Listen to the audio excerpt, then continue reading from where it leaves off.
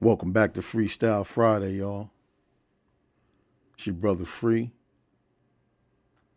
We got to move into this a little slowly, man. Let me get this thing set up correctly for y'all. Okay, we're going to do that. Then that. Let's go.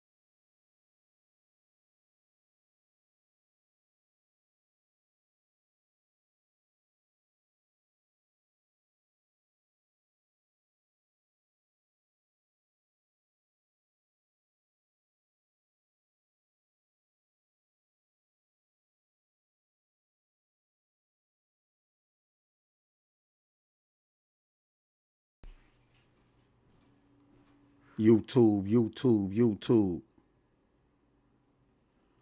Facebook, affiliated streets, TikTok, Instagram. What's going on with y'all, man? It's your brother Free, man. We in here on this Freestyle Friday, man.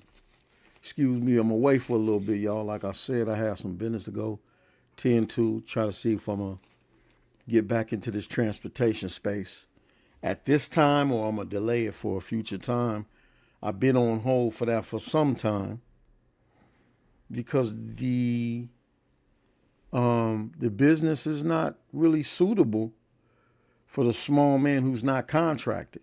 The small company that's contracted can make it in this space, but if you ain't contracted, man, that sitting around trying to find a load on a load board, if you speak that language, that's hell on wheels, man. We don't need that.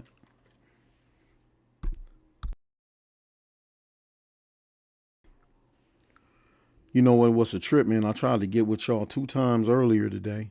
I actually did like a 50-minute video.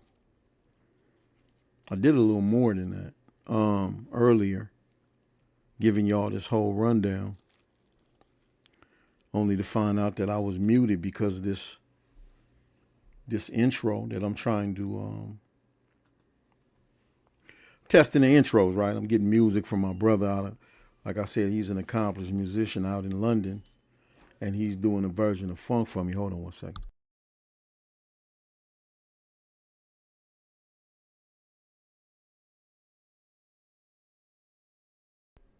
He's an accomplished musician, and he's been in London since 1980, man. He sent me some stuff that's kind of like funkadelic a little bit, you know, with your heavy lead guitar. And it depends on who likes it. And, you know, it works for me, but it might not work for somebody who ain't a fan of funkadelic and ain't had no lead guitar in their life. You know what I mean? And this is for you, right? The appeal is for you. So I'm just trying it out. Any comments about it, just drop a comment. Let me know what you think, y'all. There's a lot going on right now, man. Like I said, my primary focus is LA gangs, the circumstances that we face and some of our trials and our challenges, and getting to the solution to some of our problems, right? And I want to deal with 2 things today. I think I'm going to take the first to be that thing you say when you say, won't he do it?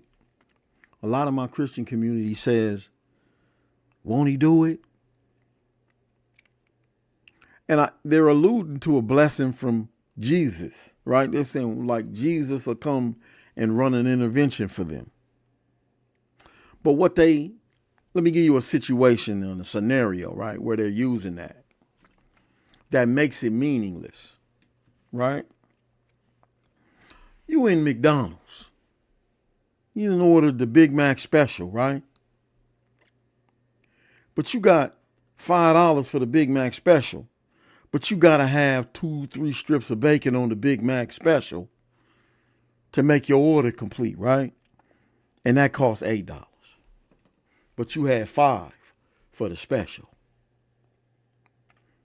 And you like, man, let me find $5. So if you're a woman, you digging in your purse looking for $3, right? If you're a man, you done went in your wallet, checked all your pockets, you in your top pocket and all these little things looking for $3. And lo and behold, you had another $5 bill in there that you had tucked away, kind of for a rainy day, but you had forgot all about it.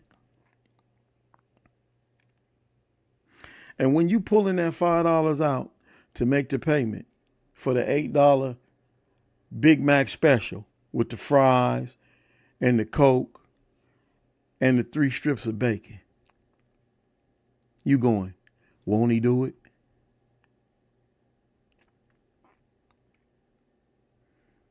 You at the dispensary, right? Another scenario. You at the dispensary, right? And you $3 short on the dub of the new flour they got, right? You looking same scenario. You looking through, touching everything. You going your side. You like, wait a minute, man. Find an extra $5. You can cover the flour. Won't he do it? You at the liquor store. You hear me? Henny. You $3 short on the Henny. You go back out to the car, right? Pop the visor down, pull it. It ain't in that one. You look on the other visor because usually I keep a little something. I check the other visor, look under the little mirror part of the visor. It's an extra 10 in there. You're like, I got it. Go back in there, get the extra flour, get a different type of blunt wrap. Won't he do it?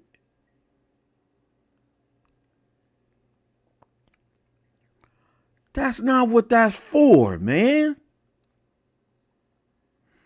He ain't doing that. You doing that. You done made Jesus, right, complicit in your foolishness. You ain't got no damn business in Big Devils in the first place, man. They don't even sell real food. No, he won't do it. You'll do it, though. We'll do it. We'll go in there and make not only the fake food, right, but add the bacon that he forbid you to touch in the dead carcass of in the book that you say you follow that makes you a so-called Christian. Nothing wrong with being a good Christian if it's in the context of being a follower, the example of the living Jesus the Christ. Ain't nothing wrong with that. Stop playing though. No, he won't do it. That's you doing that. That fortune is what you put away or had, right? And some other foolish person may come in and give you that $3 to assist you in that self-mutilation. That's not him doing it. No, he don't work like that. And for you to still be talking like that makes an announcement. Hey, man, my version of following the religion is still in 1694. You 320 something years late, man, with that stuff, man. Stop that. But there is a scenario where it is he will do it. Won't he do it? That's true. He will do it. So I'm going to give you guys a scenario. Right? I'm going to bear a little witness tonight, and then I'm going to move on into the gang stuff. Hold on, y'all.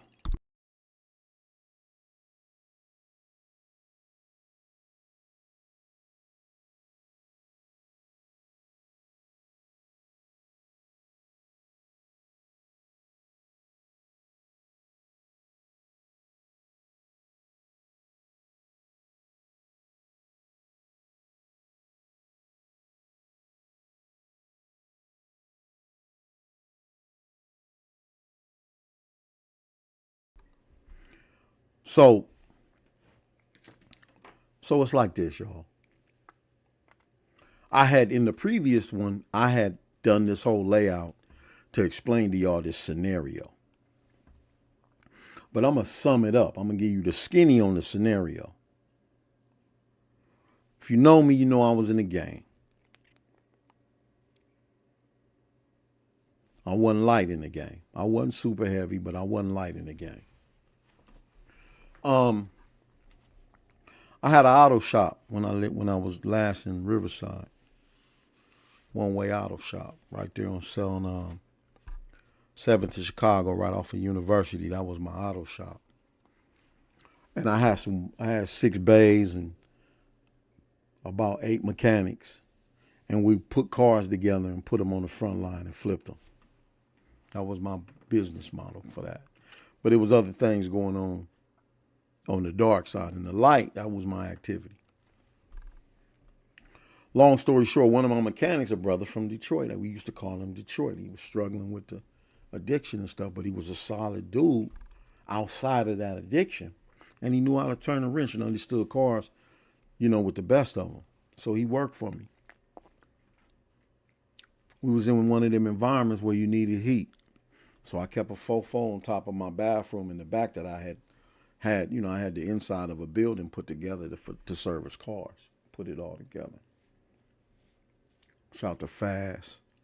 Hope he's all right, man. I ain't here. I heard something bad happen to Fast. Anyway, I don't want to do that. That's the long version. So, long story short, he fixes a car for me that I thought was damn near impossible to fix.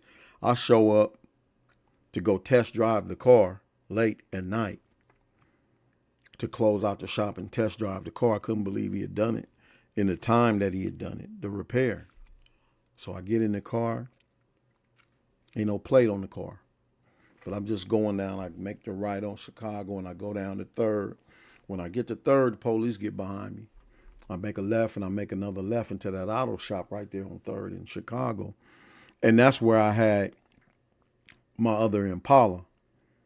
I had the SS4 and then I had that regular Impala 4.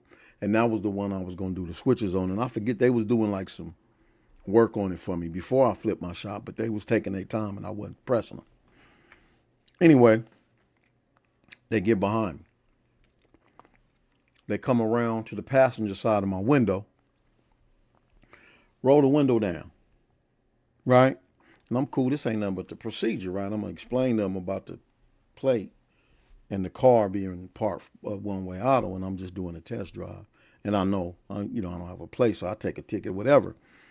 But I can't roll down the passenger side window, so I roll down the front window of the passenger side, so I roll down the back window of the passenger side window. Car nice. Lincoln. Blue guts. Diamond dust Lexus, white paint with the pearl in it. We bring black pearl to bling out the other pearl in it. I think it was a blue pearl. I said gold, but it was a blue pearl with a black pearl in it to bring the blue out. And some little blue on the spot, some 20s on it. Little blue on the spot on the hubs. It's a nice looking car. My point. So the dude walks to the back window and it rolled down. So something was wrong with the passenger side window. I didn't even know it. Dude draw down on me when I rolled the back window down. He was like, don't move, man. I'm like, what is you doing, man? He's like, don't, please, man, just don't move. You got a gun on your floorboard. I'm like, it ain't no gun on my floorboard, man. Thinking you playing, but he said, please, man, don't move, man. And I heard the sincerity in his voice. First, I thought it was a game, but I heard the sincerity in his voice. So I put my hands on the steering wheel. It didn't take another minute. It was about 15 police cars surrounded the whole get down. They come, man. Long story short, I get arrested because Detroit left my fofo on the floorboard of the car when he was doing the repair. Before he left, he didn't take the gun out. He had the gun out because the environment. He was nervous. I find this out all later. What all happened, I'll find out later. I go to jail for the firearm. Long story short on that, I end up, my attorney, a brother named Daryl Exum, who I always used when I was in Riverside. If I had any kind of case or charges, he got the money, because when I was in a situation and I didn't have the necessary resources, he went on and worked my case out pro bono. So anytime I got some action or something going on, he's a really good brother, man, good attorney. I worked on his cars. I sit down, I go kick it with him at his office when it ain't about no case. Brother like that, right? I end up, the brother Detroit wanted to come take the case. Let me give him credit, man. Rest in peace too to that brother, man. I heard some things went on with him, man, and ended up taking his life, man. May Allah be pleased with that brother, man. Brother was a soldier. But anyway, so he wanted to come take the case because it was his fault, because he had put the gun in there and I didn't pay the back seat. I wasn't looking in the back seat. It was dark and I wasn't looking. Nobody said anything, just that he had fixed the car. So I get the key and go start the car up, and I wasn't thinking anything to be the scenario that happened.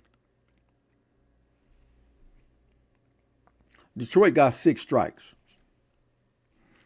If he goes in here to fight this case and try to take this case up off me, which we could have made it work that way, he would have been looking at least 20 years with 85%.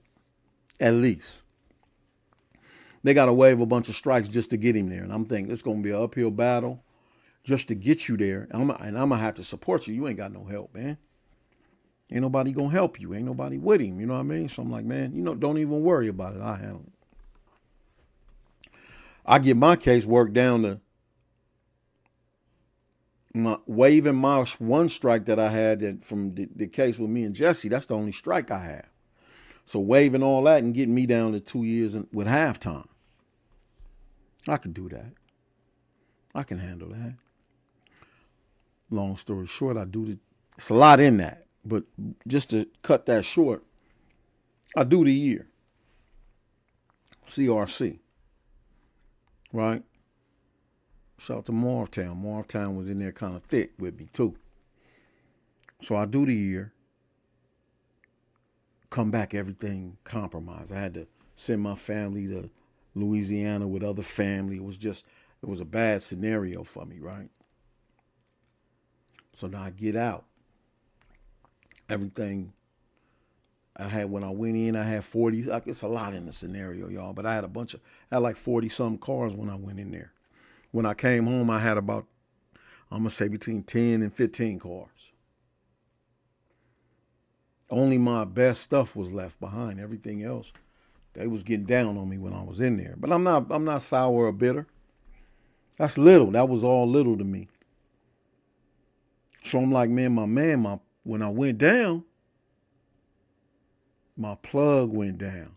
They got caught up in some stuff in another place, right? But it was crazy, man. And it's so much of the story. But while I went down, my plug went down. A while after me, they went down like, I'm going to say I had done like 8 months. I only had 4 months to go, and they went down. Some stuff went down in another place, man. So I'm like, wow. That's where I left everything I had. Not really everything I had, but my cash and, my rag bins and motorcycle, and we had a lot between us, right? So when I come home to none of that stuff. I got some cars left behind, nice looking cars, stuff like that left behind, but I don't have my main stuff and I don't have my cash. And I go to visit and talk to them, and they like, man, well, so-and-so want to introduce you to so-and-so. I'm like, I'm not taking no new introductions. No, we not finna recruit Fat Right. Like, that's family. Like, we do our thing like family, but that other thing where you got a mule, that I'm not a mule. So I'm gonna just wait. And I stood down on the new hookup, right, and went to talk to some other people. Got in the mix. I didn't last no time. Got right back in the mix. I'm trying to climb. Family in Louisiana, I'm out here by myself. Trying to get up. I got hit kind of hard. I'm like, how y'all can hit me that hard in a year? Anyway, so now I'm trying to come back up. I got things going on, right? One of my partners, man, on that east side of Riverside, right? He a OG. He come up with my older brothers in them. But everybody doesn't know all of these intricate relationships that I have with people in Riverside because they don't know me like that. Because I came up in Watts and then went to the west side and I would come back to Riverside. So I got older, young partners that's my age that know me from Riverside. But in between that and the other ones, I'm like a dude from LA out here. They don't know me. But I got dual citizenship because the OGs put you up on me like, oh, that's little Brett. He good. He from here. That's where he was born. Anyway, this day happens. I'm riding around. I got a Jaguar that's clean. I'm riding in my little Jag with my little cell phone, and I'm making things happen. I go over to my partner house, Wendell,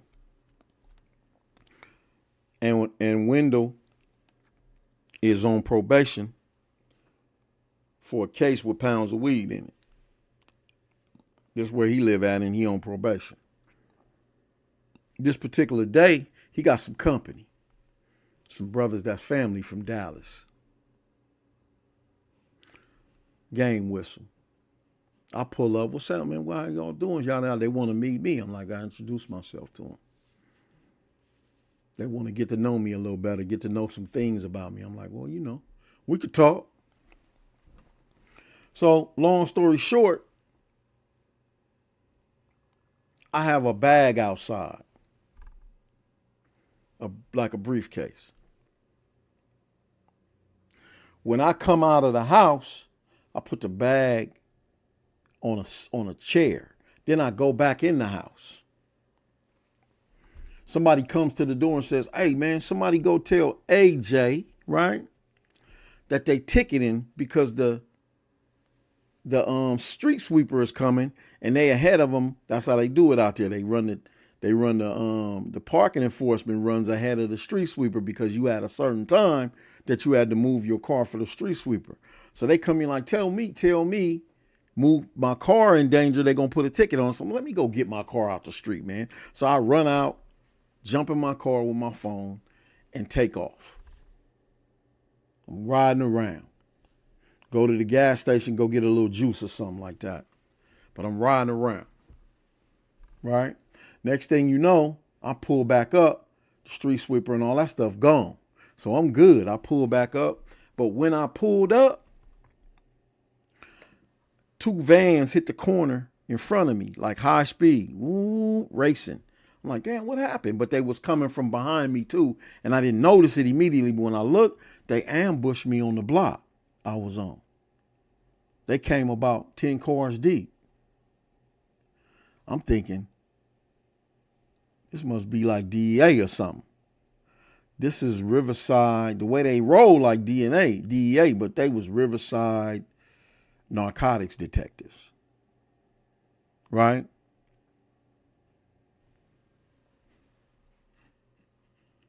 They pulled down on me.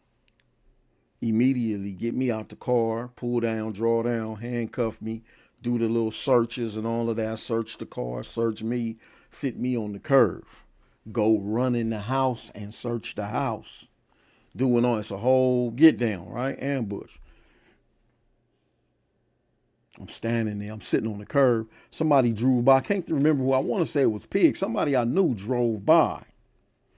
Right? Like, you good? Like, hell no, I ain't good. Whoever that was, I can't remember who it was though.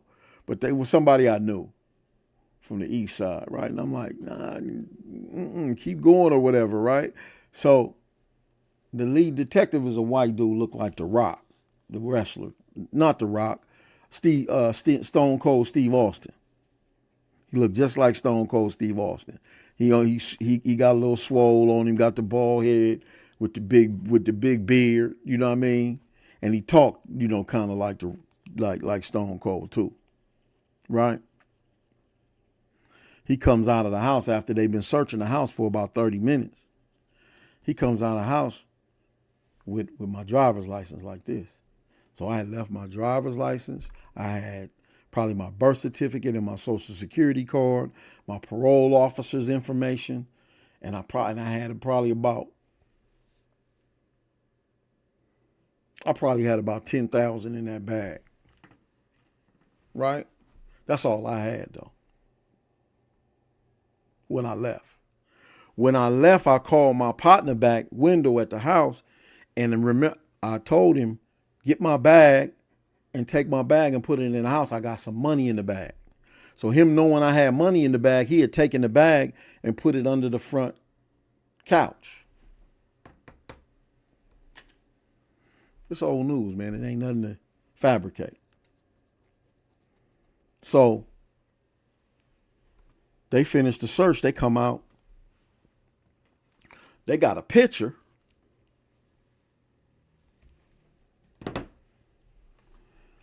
of my bag sitting propped up next to the couch with a half a bird in it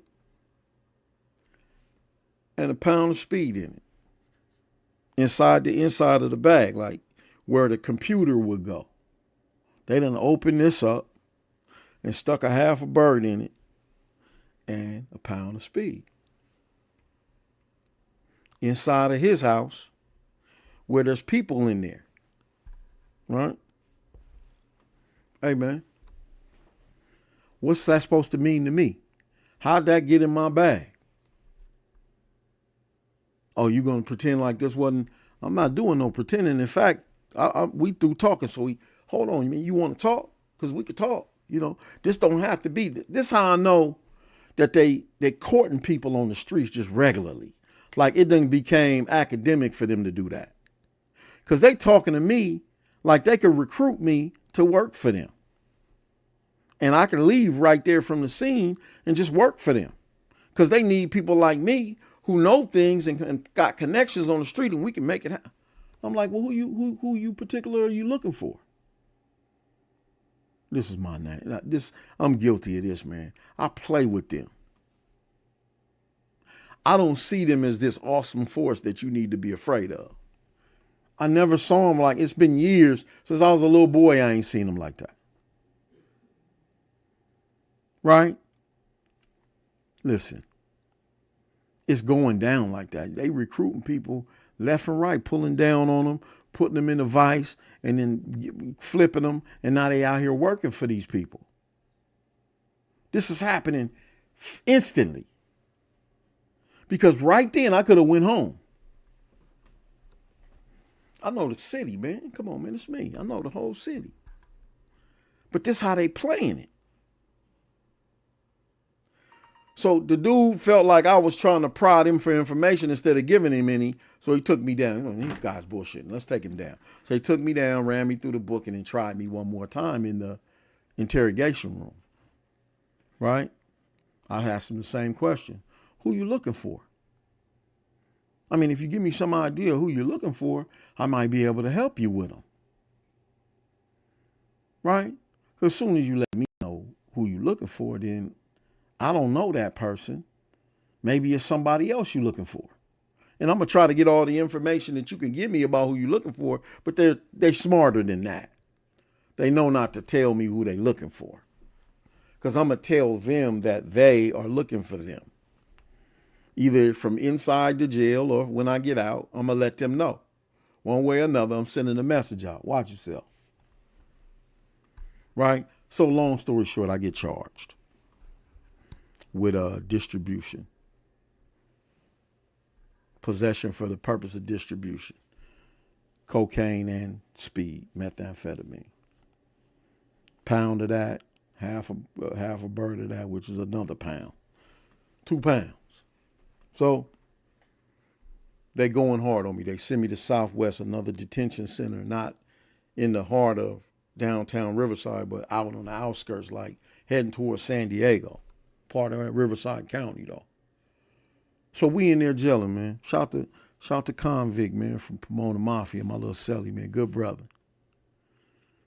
Pooch from Tanner, Joe from Main Street.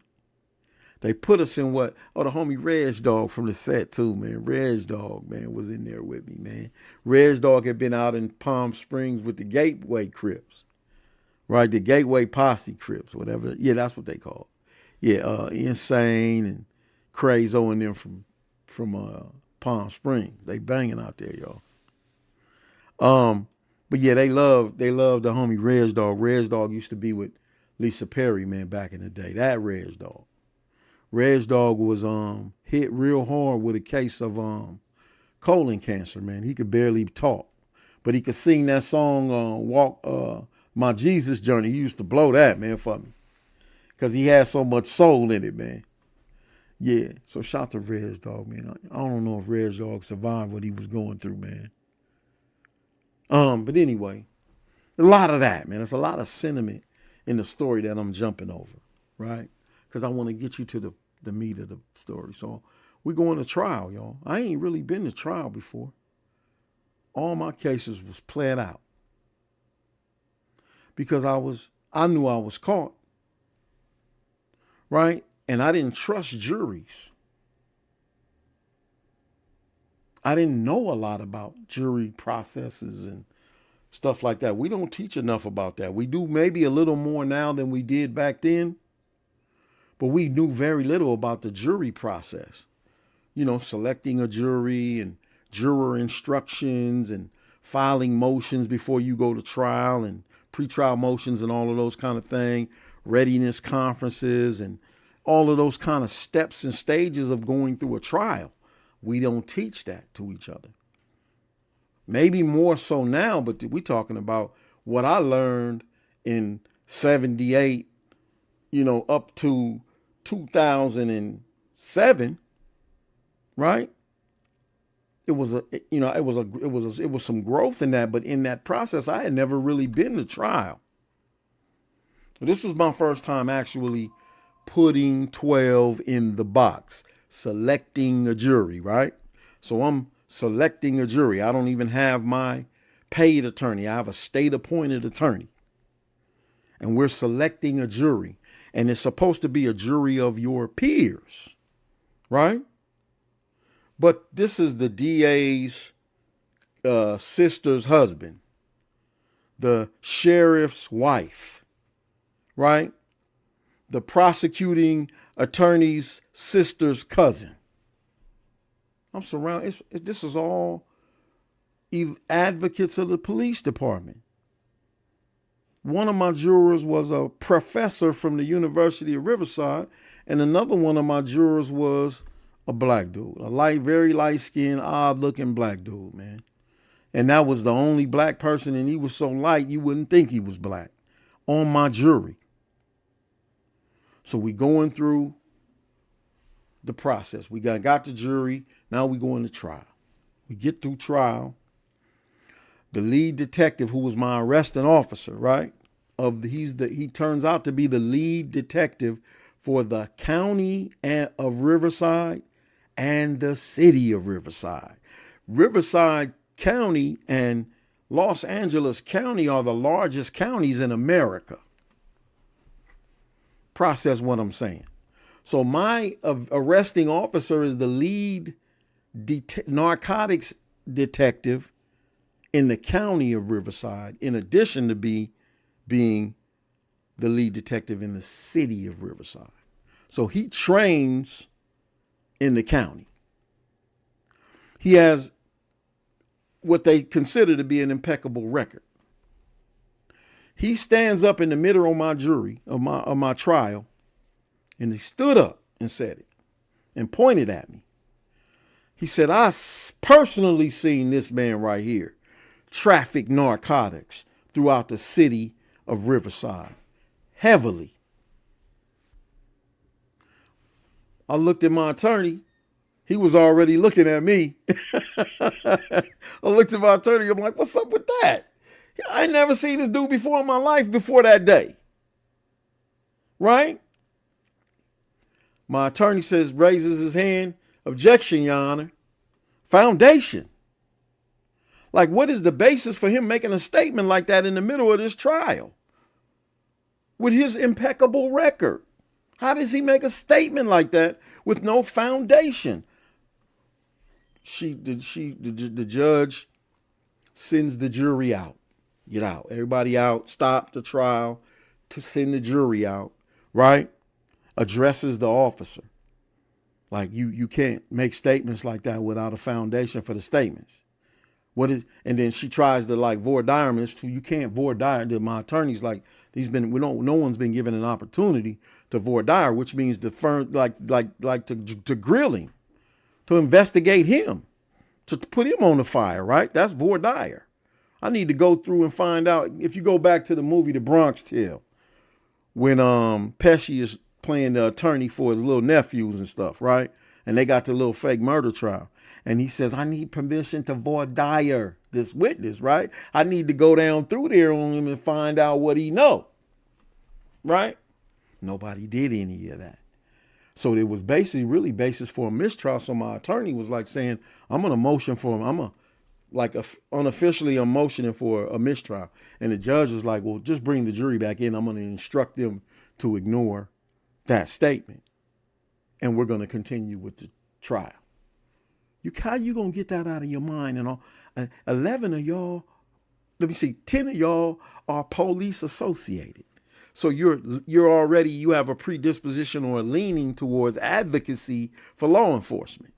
You already got that. The professor may be a little more neutral, right? And a little more reasonable in his approach. And the black dude might look at this like, this is crazy. I don't know how he's looking at it because I didn't see him as being any form of advocate for me. He didn't give off any signs or symbols or signals or indications, right? With his no energy, no nothing. I'm like, this is bad, man. They got the loc on his own up in here, man. I'm on my own, right? It can't go good for me, y'all.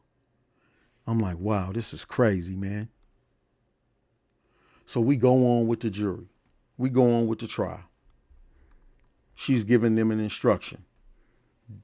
You are to disregard this statement from this decorated narcotics detective with this 25-year history and record of, because all of these things came out in the trial from the DA when he was questioning the lead detective, right?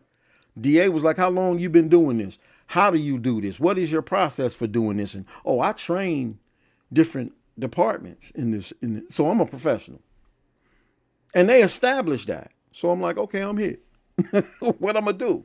My exposure is like 12 years with 80% on my strike. My exposure is like 12 years, something like that.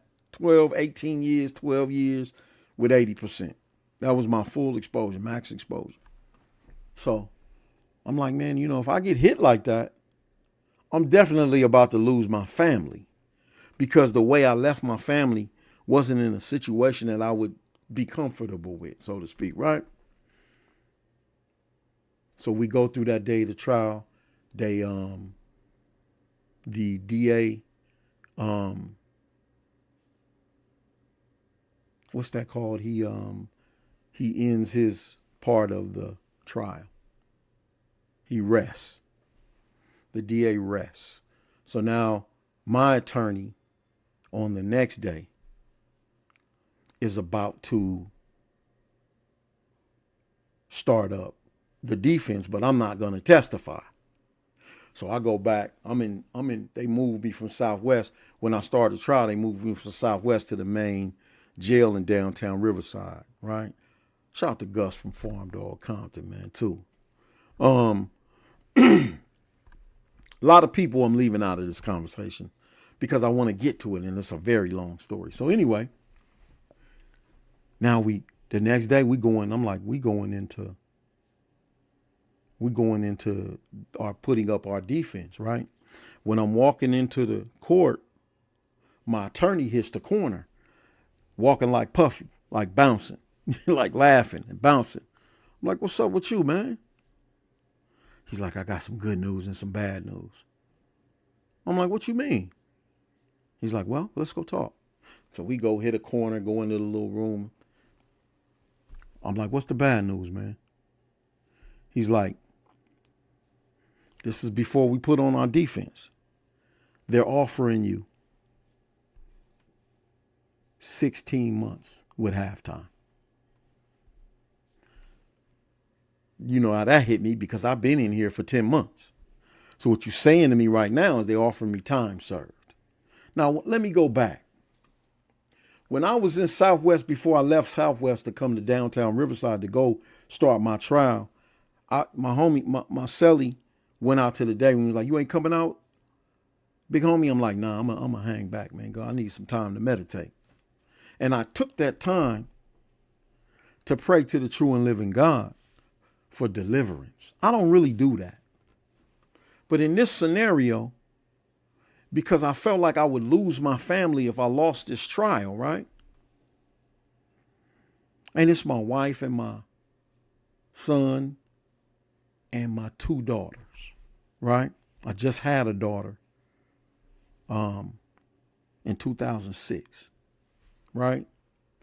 This is late 2007. I'm like, I'm going to lose my family, right? Because things ain't the way they need to be. So I'm like, man, look, I'm at the God. I'm like, look, I know my failures and I know my trials and the difficulty that I've faced and some of the things that I've done that I haven't atoned for. But if you give me this opportunity, right, to get back to my family, I'll never turn back to that life and that game and that world. I'll never turn back to it. I won't harm anybody that hasn't been ordered to be harmed. I won't sell any more poison to our people. I took an oath. And if I do, on my oath, you could take my life immediately in the most vicious way that you can figure I'm worthy, that I've earned or I deserve. Snapshot. Now I'm sitting here, right? My attorney, they done offered me 16 months with halftime, and that's the bad news. Time served. I said, well, what's the good news? He said, the good news is they've offered you 16 months with halftime, which is time served. The good news and the bad news was the same news to him as it was to me. So I'm about to go home. And he says, the only stipulation is you have to sign off on the pound of speed. I've never had a speed charge, a methamphetamine charge. So I signed off on it, that I had sold or distributed methamphetamine to go home. Had to go to prison. I tell a story in another one of my videos. I tell a story where this is when I met Philip Day again for the first time after I had left Watts and started gangbanging and all of these different things. And now I'm this big brother, right? That's, from Playboy Gangsta Crip on the West Side. And I meet Philip Day, but I pop slick at him because he was asking me questions because of the police calling me by my last name. And he knew my last name because his girlfriend had my last name, and that was my sister. But I told the whole story, but I met Philip Day on my last day of being in prison. My day of committing that I'm done. I'm done with the life. Period. That's my oath with the God. Period.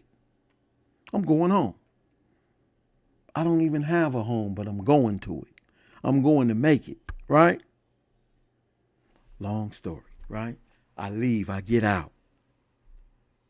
I go, police start chasing me around in the city. I got a big old nice Bronco. The police is trying to catch me in the city now. They following me like on my bumper following me.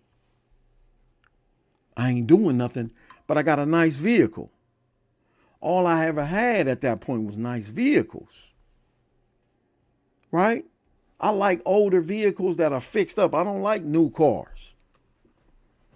I just never really was into a new car, but I want something 2 or 3 years old, 4 years old, fixed up. Because some body styles change. I'm like that. So I got nice stuff, man. I'm in my Bronco, my OJ. I started to put Free Like OJ on the plate, but it's raised up. I got pictures of it on my YouTube page. And if I don't have it on my Fat Rat Evolve, I had a nice little Bronco, man. But I had given that to Dirk from PDL, man. And he never took care of me on it. And I got it back and then gave it back. He never took care of me on it. It's my brother, though. I left a lot in the game, man. But I left it. And when they was chasing me around and moving me around, I told the parole officer, I'm not going to be able to make it out here, man. If you don't let me parole all my numbers and move my parole to Houston with my nephew and them, I'm not going to make it in Cali. And he's like, you got to pay all your restitution. And then we got to file this stuff with Sacramento. And it's going to take probably about 4 to 6 months to get all your stuff cleared up for you to move out. I said, I ain't got 4 to 6 months, man. That's all he had for me. I said, I got to take charge of my life, man. So I bounced. Got some money from one of my partners, man, and caught a bus. Got on a bus and caught the bus to Houston. Went to Houston, joined the Nation of Islam. I was trying to get in Rialto before it was a monster. It was a study group then. Y'all don't know nothing about that. But I joined the Nation. It was 2008 in Houston. I'm rocking. Y'all know how I get it, man. If I'm in it for real. So I'm pushing the Nation, right? Listen, man, working at a bakery, cooking bread for Burger King and McDonald's, the buns. And then the Olive Garden people, the breadsticks that they make at the Olive Garden, when they first started making them, I was the one who set up how the machine ran to make the breadsticks the perfect way for the lady who was the buyer for the breadsticks for all of Olive Garden. That kind of coming home with the white shirt with the little Flowers Bakery hookup on it with the Flowers Bakery hat, man, with 4 Reese in them, man. We in there working and moving dough, man. We moving dough. 4 Reese got out the feds, right? This my nephew partner. Got me the job. I'm FOI, though. I'm grinding in the bakery making $700 a week, man. We made it. I went and got my family. Got my wife in the Nation. Got my son in the Nation. No, we did that later. Long story, we ended up, all my family is in the Nation. All able-bodied members of my family are FOI and MGT and Vanguards. So I have the first generation of a Muslim family. The greatest accomplishment. I'm tired of the bakery. Hurt myself picking up a 350-pound trash can full of dough and popped my knee, tore my meniscus.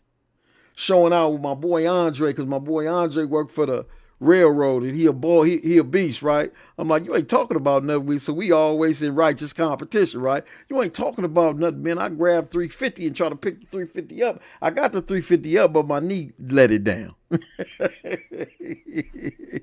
I heard a pop in my knee. Tore my meniscus trying to pick up that 350-pound trash can of dough and dunk it, right? So I'm like, man, look, I pivot.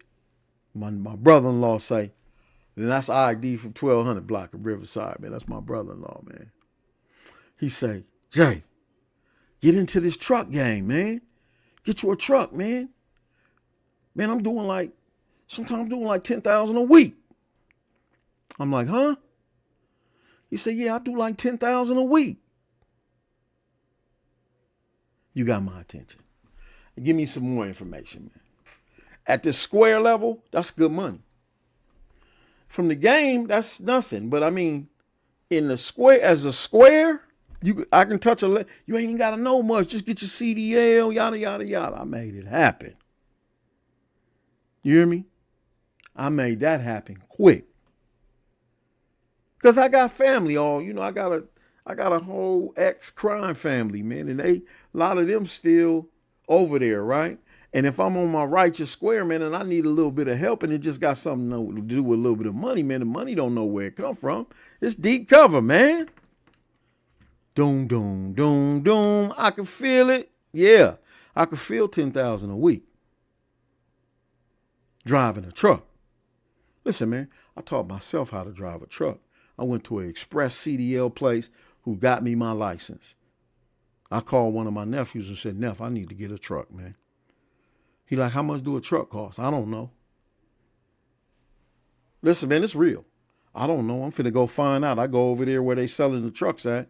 My man say, I had a fire engine red. I'm going to show y'all that. Fire engine red truck with the white stripes. The truck looked nice. Beautiful.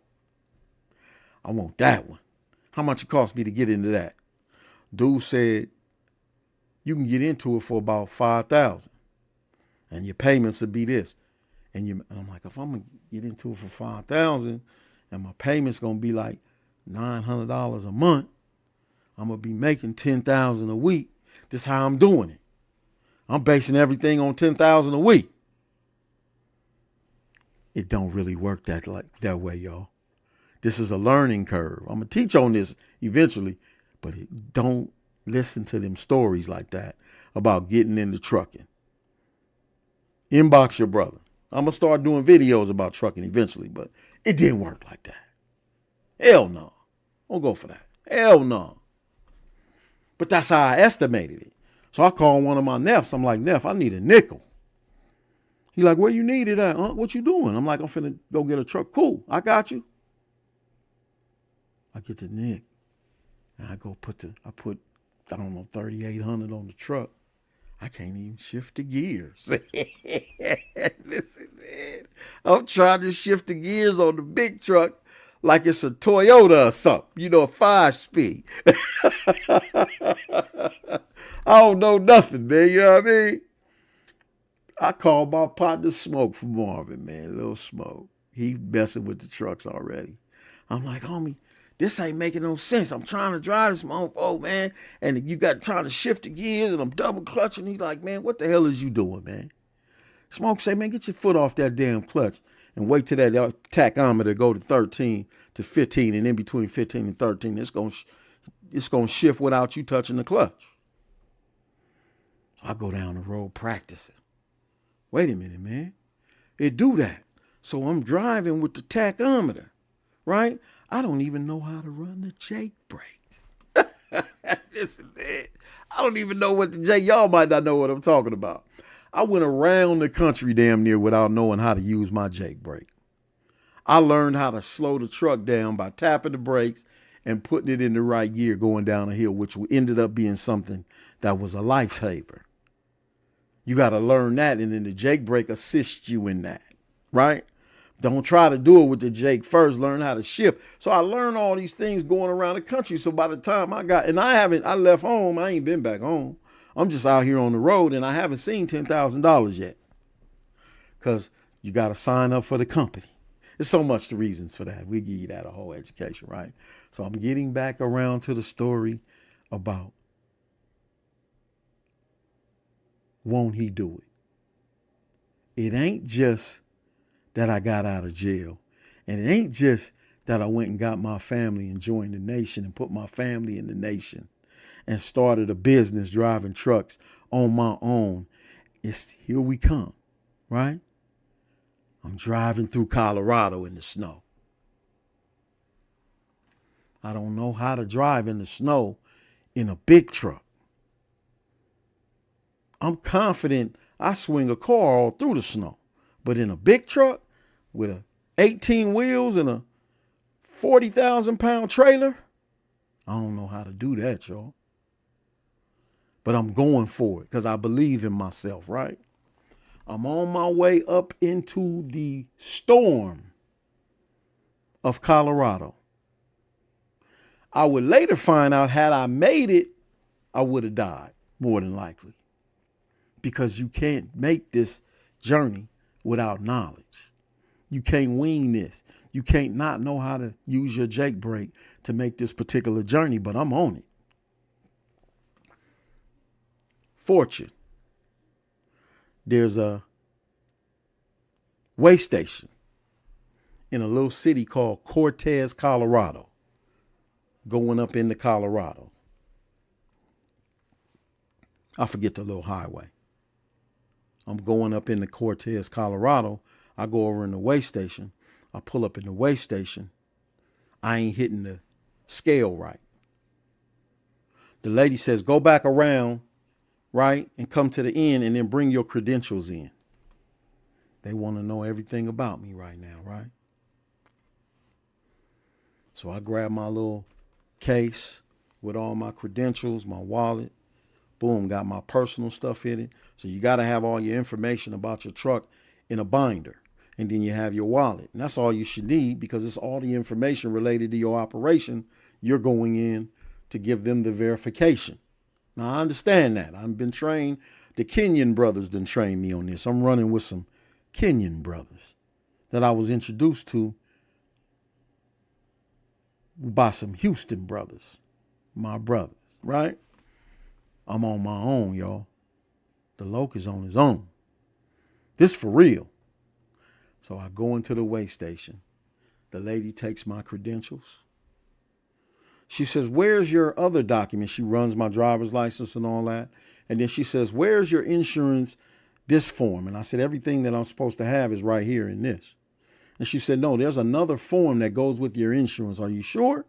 Go check your truck and see if you have it. It's called this. And she tells me the numbers to look for on top of it, right? I'm like, okay, let me go out here and look for it. As I go back and look for it, I'm in the truck looking for it. Sheriffs pull up to the way station. I'm like, damn, what's going on with this? And it hit me. You never went back to the parole. I had went back from Houston to Cali one time to report to the parole office. I never went back. So I got the parole, absconding parole, but I'm not thinking they own me like I'm in Houston, I'm in another country. Man, that stuff nationwide. Parole violation. I go back in the thing and I tell her, it's no document in there. The police follow me in there. Put your hands behind your back. I'm a FOI. I cooperate. I got a little bit of training. So I got to make sure this ain't nothing. It don't seem like nothing. And the lady's telling me, you have a parole warrant out of California. I'm like, damn. So I get arrested in Cortez, Colorado. They drive me in the snow after they keep me for 10 or 14 days. That's when I tell you I met one of them dudes who be blowing up shit. You know, one of them little bombers. Them dudes soft as Dr. Cotton, man. They just them dudes who live out in the middle of nowhere and know how to shoot from 300. You slap them around, man. They ain't really nothing. I met one of them dudes who was in there for that. And he talked to me like I was, King Ali. He didn't want no smoke from me. None. Soft as pharmaceutical cotton. I'm telling you. I met one. Nothing to be worried about. Just don't let him get a distance on you with a Bushmaster. Anyway, so with that, man, so I get violated. I catch a violation. I'm hot. Y'all gonna violate me? Man, I done been in Metro building with the student minister, walked through the police department and cleared the police department to clear a way for our student minister to get in the police department, move the Panther Party out the way and all of that by myself to get my student minister into this place safely about a triple homicide and all this stuff in the community, man. Been on the news and all of that. I'm a beacon in my community. I'm a servant in my community. Y'all treat me like this? That's ancient history, man. That shit far behind me.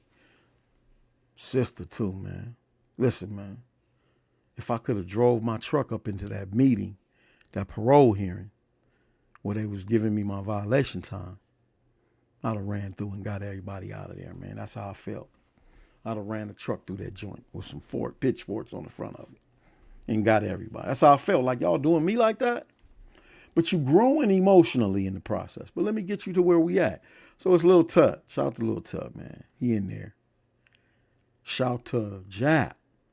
Rest in peace, man. That's when I met Jap. Jap was in there. And I had to calm Jap down because we was on the 1 yard. This is minimum. And Jap didn't have no understanding of that. He was on some level 4 time on the 1 yard. I'm like, nah, homie, what we gonna do here, right, is go home. That's all we gonna do. We just gonna do this time because it ain't nothing going on this 1 yard that the Playboy Gangsters is connected to that's that deep. This the 1 yard. Don't nobody want no problems with us over here. And we ain't finna get nobody no unnecessary problems. And he this is his first time meeting me, but I'm Fat Rat, man. You know, I know I'm a legend from my set. I know that. I'm not unaware of my status as a legend from my neighborhood, but my younger homies who hear about me and then they get to meet me and then they get to hear and understand the type of understanding I have. And then everything changes when we get to understanding, right? But Jap had everybody in Chino Minimum in the intake dorm in Chino Minimum. He had them all in there nervous as a snitch in a gangster party, man. He had them all nervous. Everybody. When he spoke, he roared up. And then he'll start talking about how he works out and he been doing martial arts and he can't wait for somebody to try. He do all that. Shout to Jap, man. Rest in peace, homie. You was with it, man. You was really with it, man. You know, really was with that, man. But the right thing at the right time, right? It wasn't time for that. And he made it home, listening to his homie. He made it home, man. He calmed down. Lil Tut got on him too, because they was talking, you know, they talking different. Lil Tut talking a different language to his homies that's his age than I do. And, you know, Lil Tut got that commander, you know, that commanding attitude, you know. Lil Tut, what, 6'10"? You know what I'm saying? But yeah, so we in there, we did it. We did it. We got it done. Me and Big Marv from Bakersfield, Big Wicked. Homies, man, I can name a gang of homies, man. I had situations with the Muslim car, had to put some things in order, had to put my gang banging to the side, the homies on my head, like, you can't do that, because you Muslim and all that. And I'm going to do exactly what I'm finna do. I'm going in here, and I'm going to check so-and-so and let them know if you put your hands on a Muslim, you got to deal with the whole Muslim community, not just him.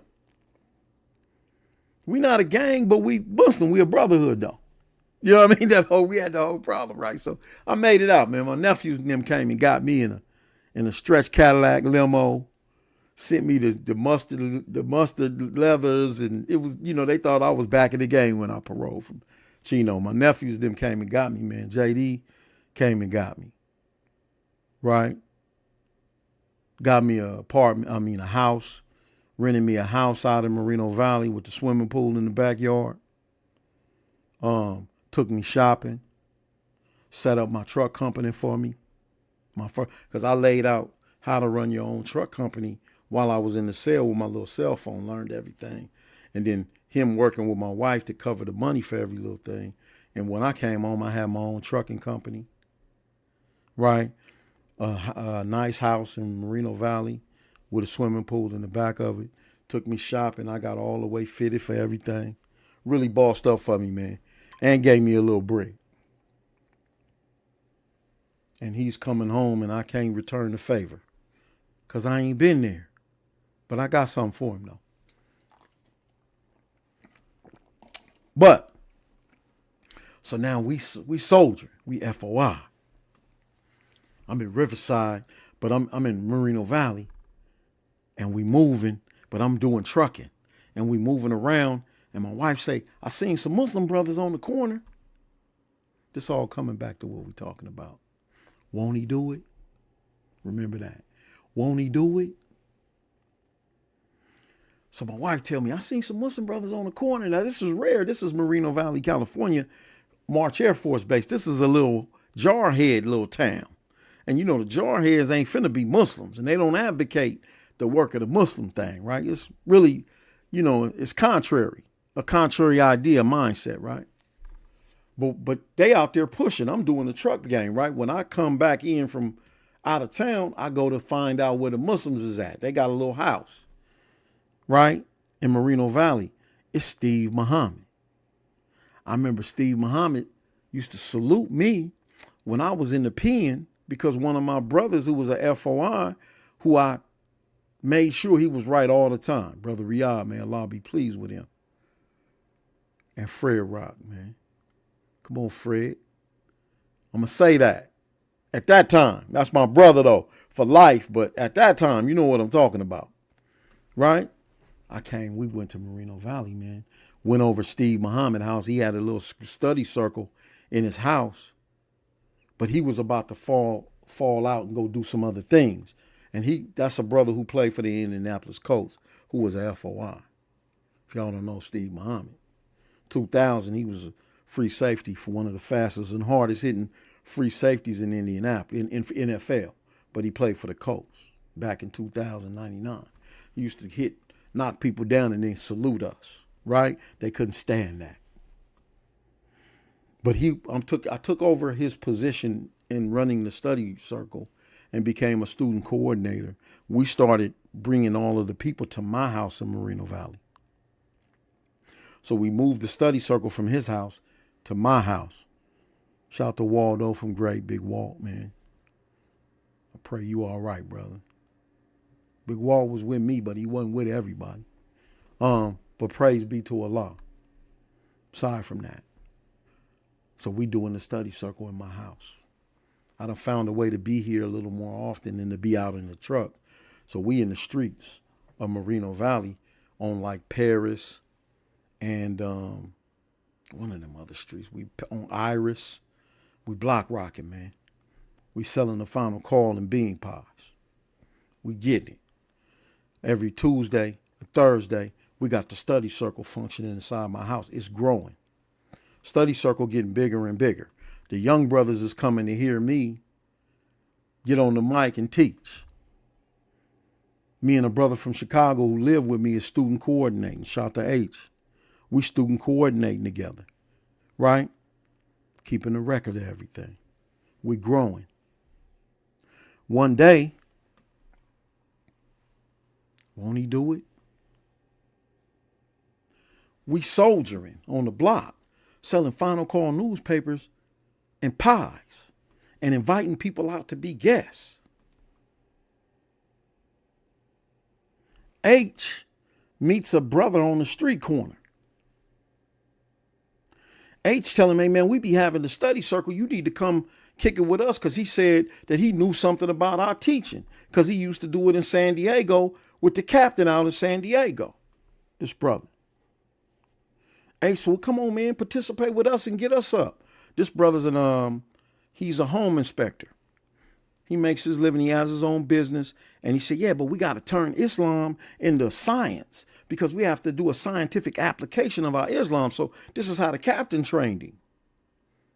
But he never got his X. He never fell in. But on the outside, some of our best followers was in the streets. So this brother comes through the door. I'm doing a lecture on how we can change the paradigm of gang activity in the city of Moreno Valley with very little effort, if we just come together and begin this way. And I'm teaching on it. The little brothers is fascinated that are in there. They're like, wow, they love the teaching. When I finish, my wife got the bean soup made, the bread. One of our elder sisters is present, like Sister Betty, and Brother Billy would be there. And some of the other believers from the study group would come over to the study circle because it was smaller and they would function with us. So we kept it. It's a way we treat people, right? It's a way we handle people. So at the end of the study circle, I would bring everybody into my living room and I would have a follow-up lecture of the Honorable Minister Louis Farrakhan playing, kind of to support the point that I made when I was doing my lecture. Like, I'm not standing on my own. I'm following him. And they would be like, damn, that's what you were saying. I'm like, that's where I got it from. So I'm teaching the young brothers and they like, so you were saying, the young brothers are saying like, so you were saying you used to be in Riverside and you had like a auto shop and stuff? Won't he do it? Listen to me, man. This is heavy.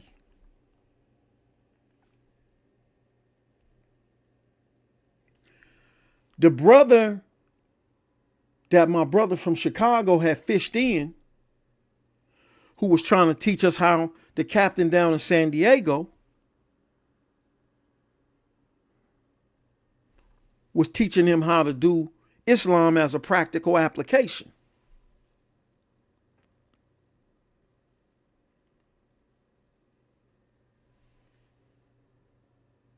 Asked me a question when he heard the young brothers talking to me about my auto shop that I used to have when I was on Chicago off of University. He looked at me and he said, you had an auto shop over there on University? Was you arrested? Did you go to trial for that? Did you get arrested from over there and go to trial? I said, yeah, that was me. He said, you had on a black suit, like almost like a tuxedo type suit. It's a story behind that too. I said, yes, sir, that was me. Drum roll. That brother said, I was the black man on your jury. Remember? And I looked at him. I said, this is the light-skinned brother with the eye that was moving, who I looked at like an odd fellow and said he would never help me. I said, seriously, brother? He said, yes, sir. I was the only black person on your jury. And he went to teaching on what happened in the deliberations. I was out of there. He said, when we initially polled the jury, it was 11-1. I was the only one who was in favor of you for several reasons, but primarily because I didn't believe the arresting officer, and I did believe the testimony of the little brother they sent in who had immunity to speak. And based on those two things and my disbelief in the arresting officer, because why would he say such a thing and then have the credibility? And he went teaching. He started teaching about what happened in my jury deliberations and how he was able to convert one by one 5 of the white jurors who were from the community of the police agencies. They were from the law enforcement community.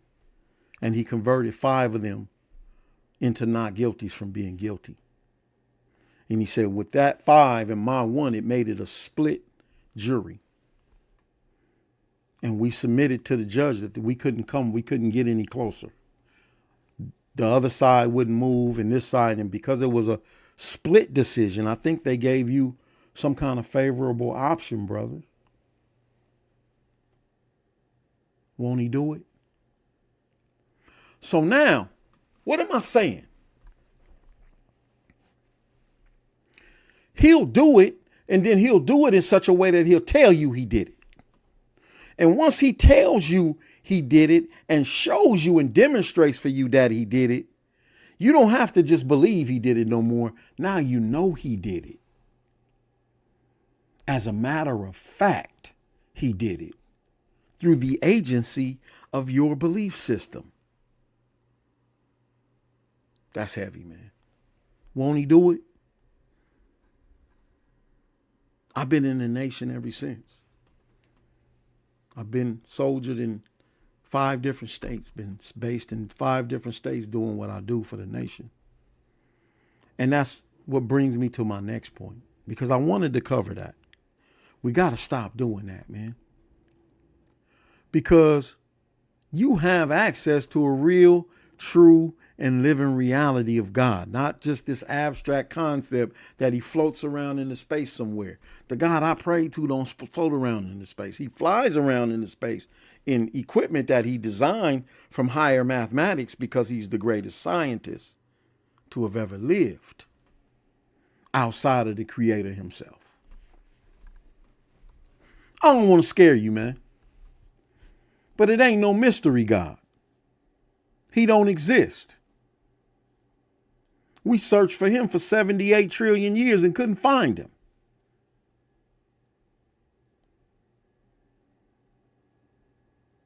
He don't exist.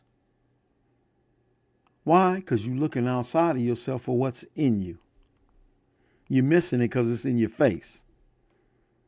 The black man is God. Your book tell you that. I don't care what book you read, it tells you that. Now, moving on to this next subject, because I got to cover it, because we've been in here for an hour. Some of y'all might get tired of your brother. Listen, gang banging. Let me tell you what's happened. Raymond Washington, the founder of the Crips, was born in 1953 in a climate where white people were committing violent acts against black people unchecked. He grew up in an environment like that. When you talk about Raymond Washington wanting to be an avenue and Craig Munson rejecting Raymond Washington to be an avenue, does anybody ask the question, why did Raymond Washington need to be in a gang in the first place? What did he need to be in a gang for? What was the point of wanting to be a part of the avenues? What was that about? Has anybody stopped and asked that question? Because I haven't heard any discernment over a question like that. So in order to get to the solution of the problem, you have to get to the root of the problem first. At the root of the problem is a desire, a lack of protection, exposure to the hostilities of an environment that attacks individuals but may avoid groups. The stronger the group, the higher the probability that that group won't be aggressed on by the attackers. Thus, the gangs. The gangs are born out of a certain need for defense. What it morphs into is not the fault of the circumstances that caused it. Say that one more time. What a gang morphs into, what it becomes later, is not directly the fault of what caused it to become a gang in the first place. So initially, you're responding to the hostilities of an environment. My brother Melly Mel says that the spook hunters came from Huntington Park and 3 other areas and came across the tracks and would aggress black people. And then they would escape back over the tracks. And when some blacks would get together and try to go back and return an aggression for an aggression, and would be met by the police officers who were their defenders and our attackers. When I grew up, when I would see police in Watts, LA, Riverside, they weren't our friends. The police were always there to hurt us, to harm us, to lock us up, to put us in jail. That was the understanding I had of the police as a very young tyke growing up. That the police were not our advocates. They were not the law, protect and serve agents that they should be for the community. They were our aggressors. I grew up under that feeling and notion. And I don't know if you came up in a different part of America, but the America that I grew up in, that's how we felt and were made to feel as a direct result of what was happening in the community. Man, in Watts, people knew to stay out of the alleys because police is killing niggas in the alleys. Birth of the Panthers. Right? the Panthers came up on the basis of police aggression in Oakland. Moved down to LA. Moved over to Chicago. Started moving around the country. Same issue. Police brutality, brute force, and law-abiding citizenship being negated and civil rights being violated, and these savage police, as they call them, pigs. Right? Protecting white interest, compromising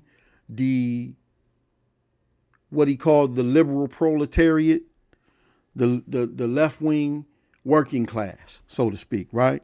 They heightened their language because they were going to college to learn political science and stuff like that. The Panthers were.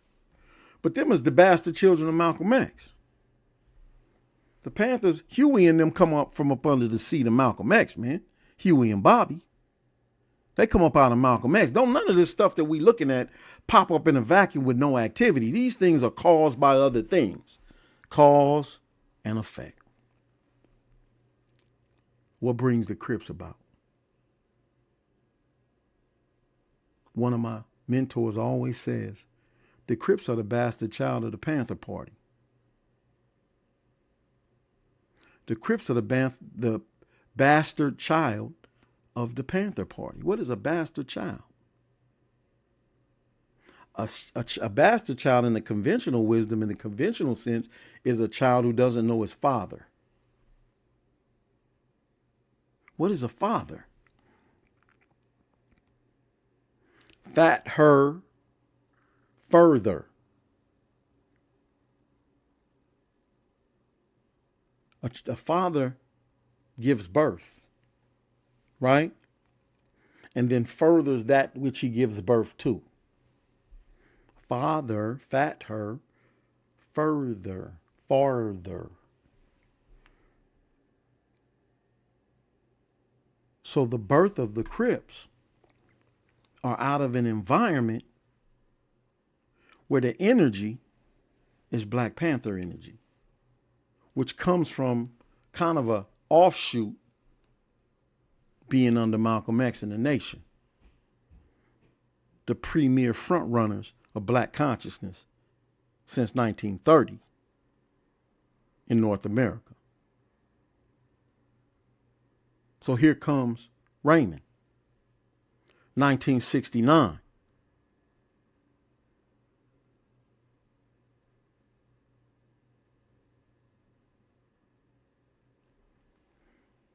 (1971),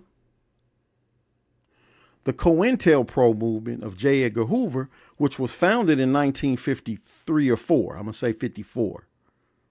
1954 to 69 is 15 years of operation. You've gotten pretty good at this thing at that point. But there was a controversy about that, the tactics and maneuvers of COINTELPRO that got blown wide open in 1971 and caused the COINTELPRO movement of the FBI to go underground. You said they stopped, but nothing stops like that when there's a belief system associated with it. There'll always be those who hold on to the belief system. So you may be able to call me that by some other name, but you can't call me COINTELPRO. Because COINTELPRO, being called COINTELPRO, has gotten negative publicity, and the negative publicity threatens my job and my livelihood. So I don't want to lose my job and my livelihood. So if I have to take the title off and conduct the affair the same, I'll take the title off, right? But I'm still COINTELPRO. In 71. So the spirit and the movement of the 71 decline of the COINTELPRO went on by some other name. What was COINTELPRO about? Do we remember? We have to stop the rise of a Black Messiah. Somebody's going to be born out of the Black community who's going to unite Black people and fortify their efforts to come against anybody who's trying to oppress, suppress, depress, repress, or press the black community. Somebody got to stand up. Where's it coming from? 68, the climate got set off by the unaliving of Dr. Martin Luther King in Memphis. And I think it was April of 68. That spawned insurrections and the spirit of insurrections in all of the major cities in America. Go look at the 68 Detroit riots. A lot of people went off about the unaliving of Dr. Martin Luther King.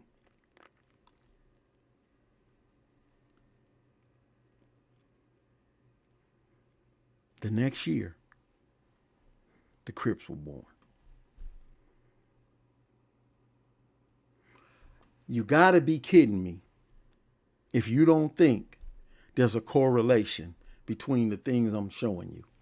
They don't associate. Nothing in life is out of a vacuum, y'all. Everything is cause and effect. It don't just pop out of nowhere. So you got to give me the origin of the Crips, and I'm going to tell you that is the origin.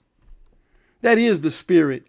There may be this rift between the avenues, Craig Munson and Raymond, and the incident, whatever that might be, that makes Raymond go and desire to start his own thing. But remember, his first desire was to be associated with the Avenues, who was considered to be the strongest gang in LA at the time.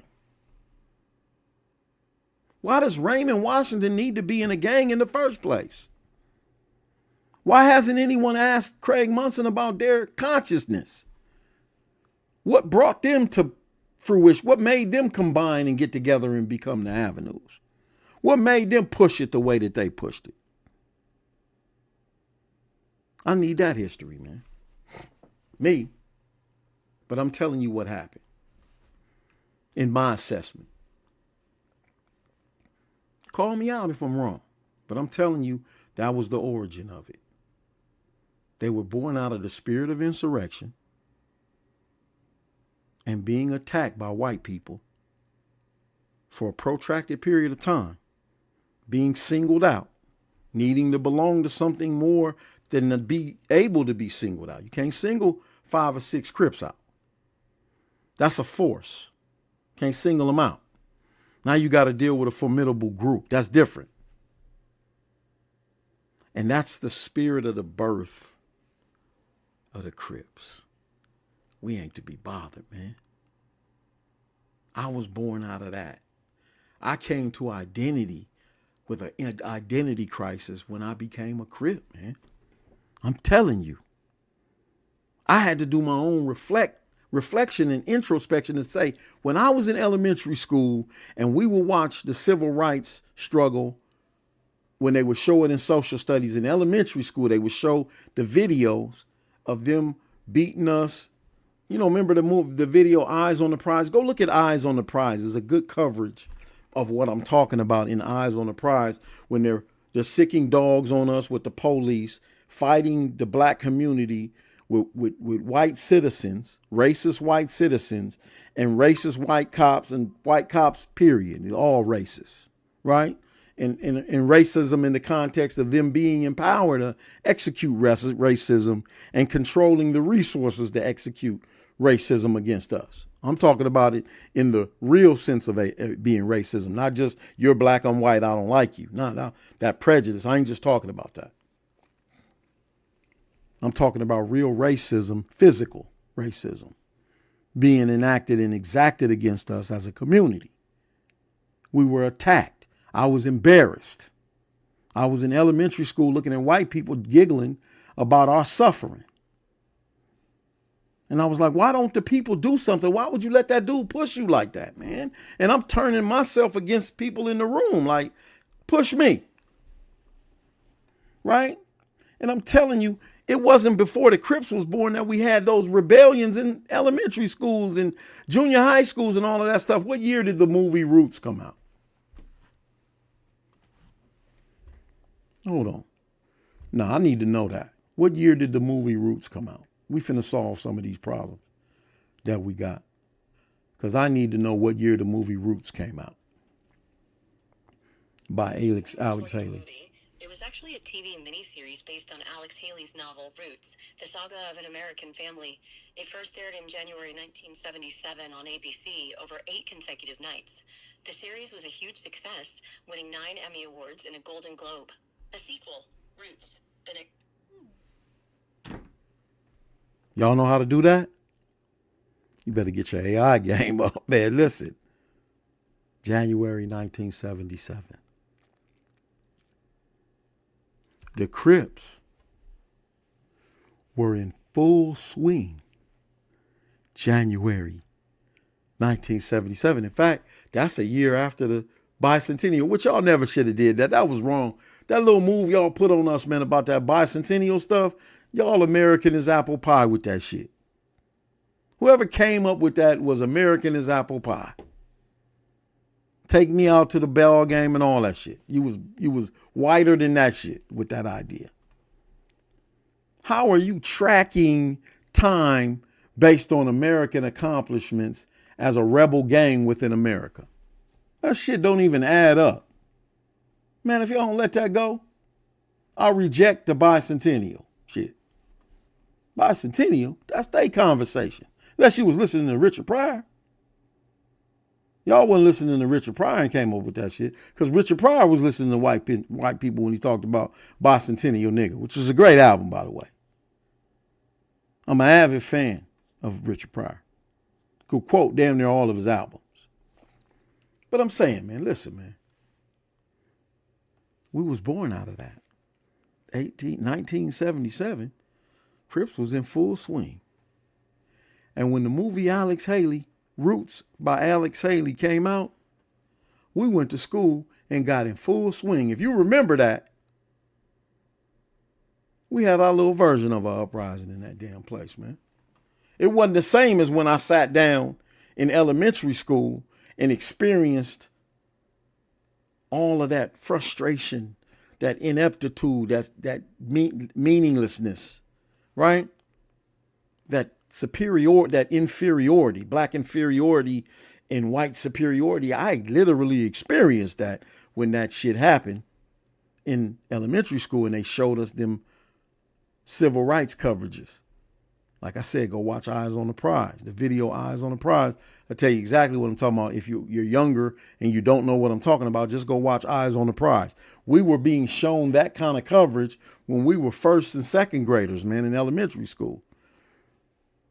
But we lashed out on their ass after that cripping started, man. And I think it went, I would like to check a statistic. I can get the stats, but I don't want to do you like that right now. And I'm finna bring this to a close. But I think we could look back and find out that we set that off in Los Angeles, man, Watts and Compton. That uprising. After we watched the movie Roots with Alex Haley and began to see what they had done to us. Even though we missed some of the very significant parts. We can get into that one day, because, somebody, the Most Honorable Elijah Muhammad, is the one who told Alex Haley that was our history. And Alex Haley went to verify or to prove the Most Honorable Elijah Muhammad wrong and had to confess it to him. And you were absolutely 100% right. Anyway, that being said, y'all, listen.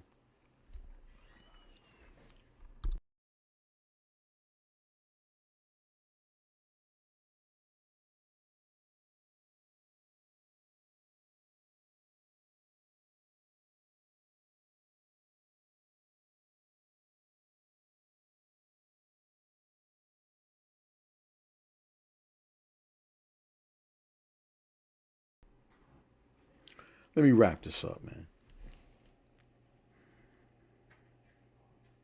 Because in 79, I believe in 70, and early as it's 1960, it could have been 71 when the Crips got stride, right?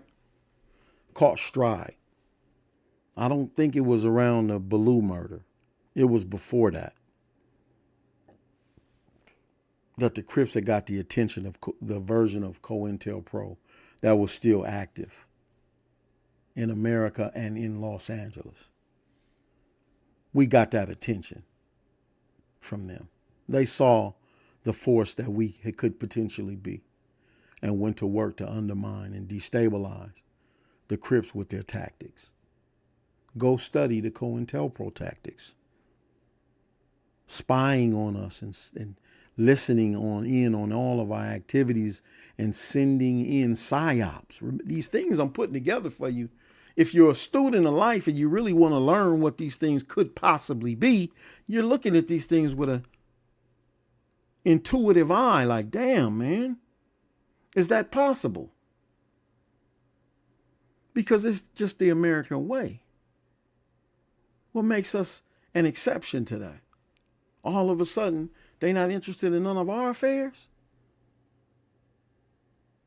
Come on, man, on this big ass plantation. Stop it. Anyway, with that being said, man, what happened is, in my assessment, some point along the way, it could be argued right before the death of Raymond, there was a shift in Crip culture. There was destabilization, there was whispering, there was backbiting, there was misinformation on campaigns being ran against the homies who were young and not studied and prepared to deal with the likes of a COINTELPRO operation. And ultimately we went off course. The pride, it went off course, man. And I'm saying off course to the point where if it doesn't reciprocate us in any way at some point in our lives to be affiliated with the Crips, then why be associated with them at any point? Why not just deny your history and move on? If all it's going to ever amount to is a bunch of negativity and don't ever do it and I would never do it and it was the biggest mistake I ever made in my life and yada, and that's all it ever was to you. You forgot what it actually did for you. I haven't forgotten that. I haven't forgotten the sense of strength and pride that came with being a Crip. I haven't forgotten what that feels like.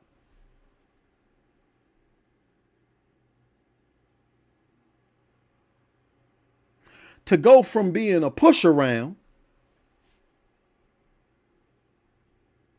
to, if necessary, pushing something around.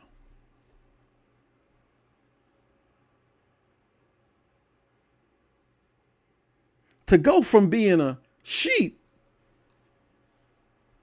to being a wolf on the basis of my belonging to something bigger than myself and taking pride in that.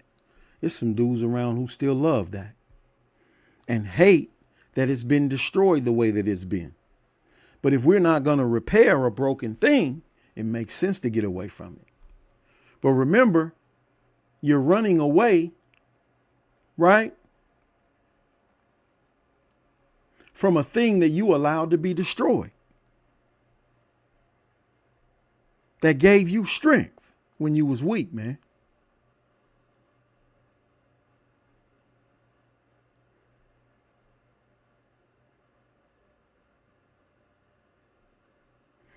Gave you a sense of pride.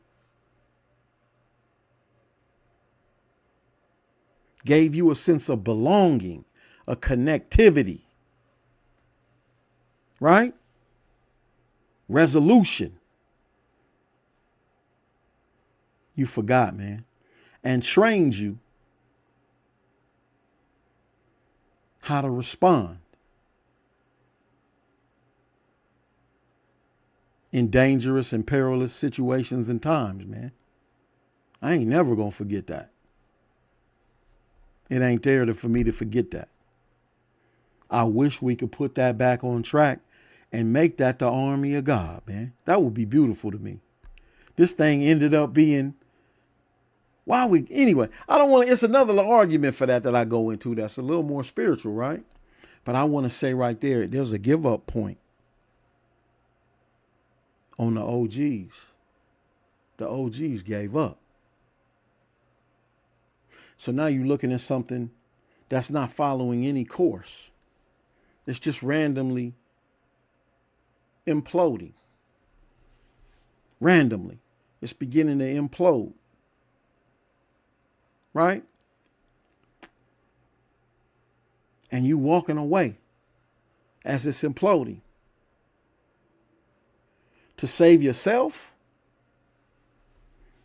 What is that? A selfish act? Nah, man, we go back and we rebuild the wasted cities. You go back and you rebuild the wasted cities, and it might cost you your life. But the Christ figure that you follow says, real simply, any man who tries to save his life will lose his life. But any man who tries to give his life in this cause will find everlasting life. To die on righteous principles is to never die. Think about that, man. We're going to die anyway, homie. Show me the man who getting out of here alive. Show him to me. Show me the greatness of his life after cripping that made it worth it to walk away from it. Like he ain't going to die. He going to die anyway, man. Come back and build this city. It's the power is in us. It ain't coming from no other source. It's right here. Man, we got original homeboys right now on deck right now today that are standing off because they feel like they will be lone wolves in an effort to change the reality of what's going on and to make this a righteous thing as it could have intentionally and reasonably initially been.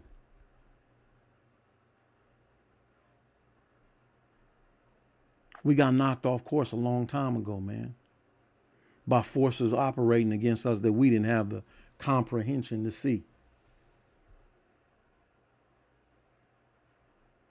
It wasn't never supposed to spiral off into the direction it did. And when it did, it went bad.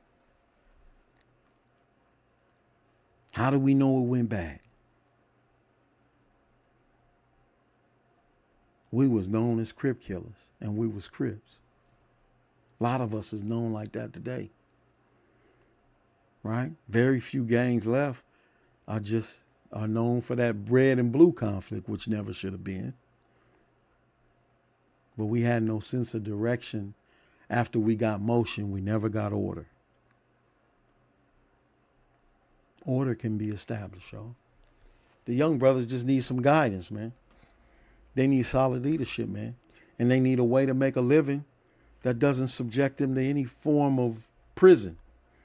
You know, something righteous to do, man. Jim Brown had a program where the homies was going to school and doing youth intervention and working in security and different stuff like that and was getting a check, man. And it was taking care of their families.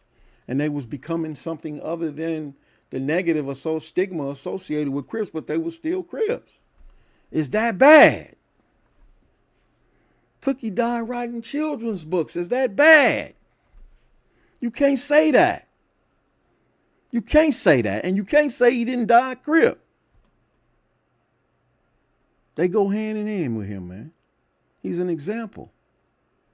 Tookie always been an example in life and in death. With that being said, man, it's your brother Free. Fat Rat Evolved. I got to get out of here, man. Shout out to those who showed up and came on the live. Make sure you like, subscribe, and share. I'm in the works of getting my content over to a podcast platform that pays me. I tried to get YouTube to unrelease the shadow ban. They ain't doing it. They're going to keep me banned. So I got to get out another way, and I'm going to do that through a regular podcasting network. God willing, it works out that way. I think I'm qualified to talk to y'all, man. You let me know if I'm not. I need a critique on those who say I'm not the one fit for the conversation, then I'll move on. I got other stuff to do too. But y'all are so important to me, man. It really means a lot that I have an opportunity to talk to the land, man, and share with you the blessing that's been given to me, man. And with that being said, it's your brother. I'm going to end in a conventional way, man. No, it's a little less conventional. But this is for those who just don't want to cooperate. Peace.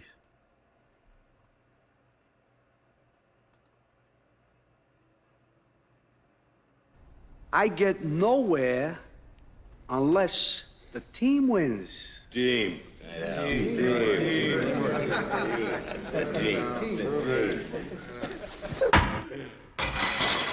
Oh, Jesus Christ.